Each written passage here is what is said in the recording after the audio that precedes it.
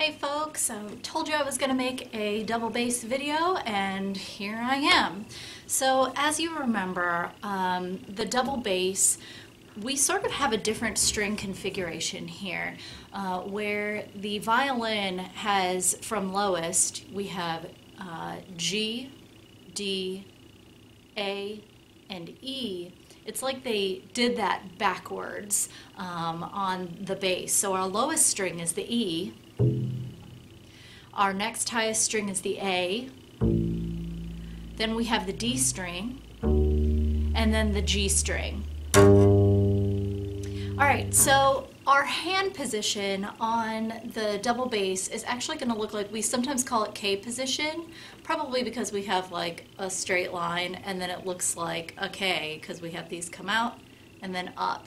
Right? So our index finger is up a little further and our pinky finger is used all the time, right? So double basses, when we play the D major scale, I was mentioning before that we use D major a lot in beginning string repertoire, but in order to play a full octave of the D major scale, string basses actually have to shift as part of that, meaning that they have to go from first position on the fingerboard to another place on the fingerboard further down towards the bridge. They have to shift up in order to play up the scale, and then they have to shift down or back to play down the rest of the scale. So for the D major scale, we would start on D.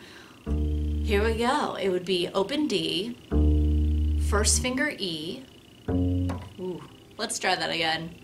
Open D, first finger E, fourth finger F sharp, open G, first finger A, fourth finger B, shift for C sharp, and then fourth finger for D.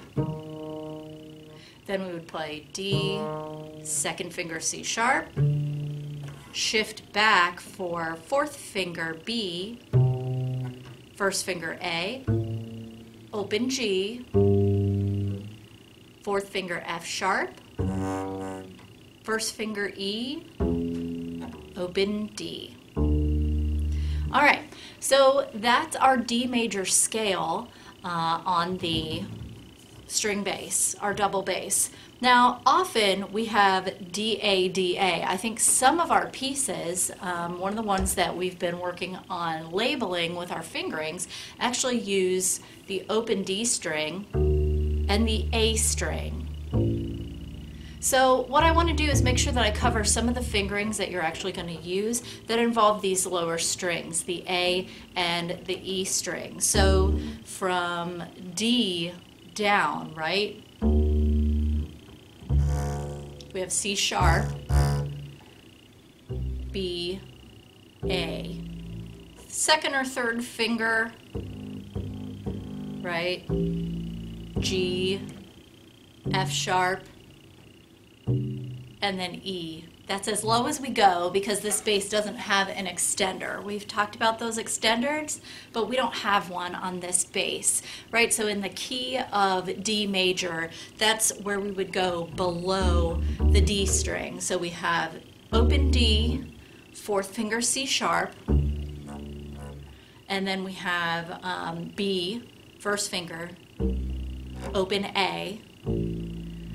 Now normally if we were to use a fourth finger here, we would have A to G sharp, right? We don't want a G sharp, we want a G natural. So we're going to use third finger, or you could use second finger, and then F sharp, open E. But a lot of times you're going to end up using D and A because we do a lot of 1-5-1 type of movement, right? We might have a B,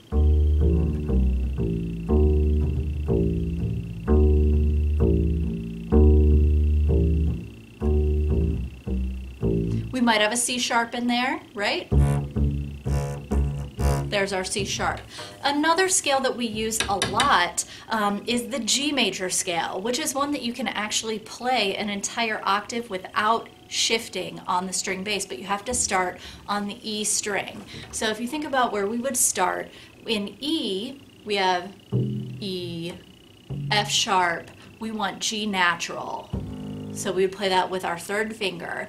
So if we think about the G major scale, we're going to have F sharps. The rest of it are going to be naturals, right? So we would have G, A, B, C natural, which you can play with either second or third finger. Second finger works here, right? And then we're going to go up to D.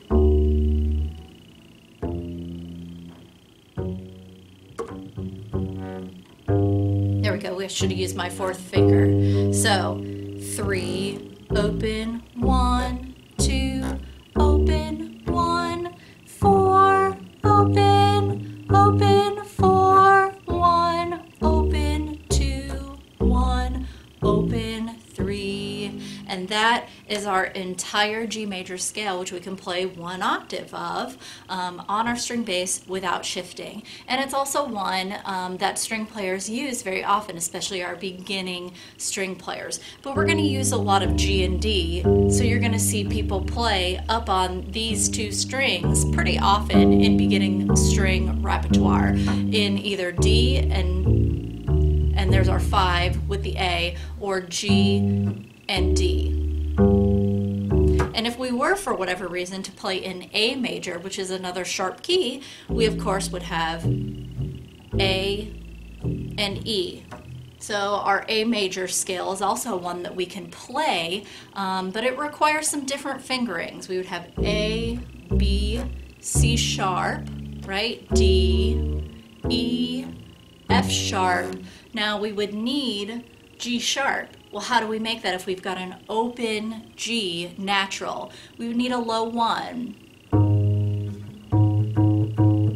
There we go. And then our A, which you can play with either.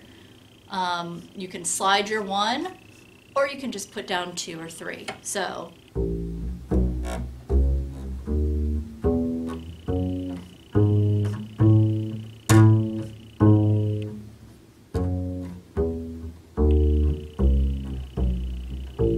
it's another one that we can play without having to shift, although we do have to slide our finger, our hand, backward in order to play it for that G sharp, right? Okay, there are other scales, of course, that we can play. We could do E major and so on without shifting. But again, it's going to require a couple of changes, usually like a low 1, etc. But the main things you need to think about are D major and G major at the beginning for string rep. We sometimes use F as well, which can either start on this D string and use shifting, or we can start it down on the E string as well, right? That would be a low 1, and we'd have to require some flats. But all of this can be done on the bass, but our basses are shifting specialists.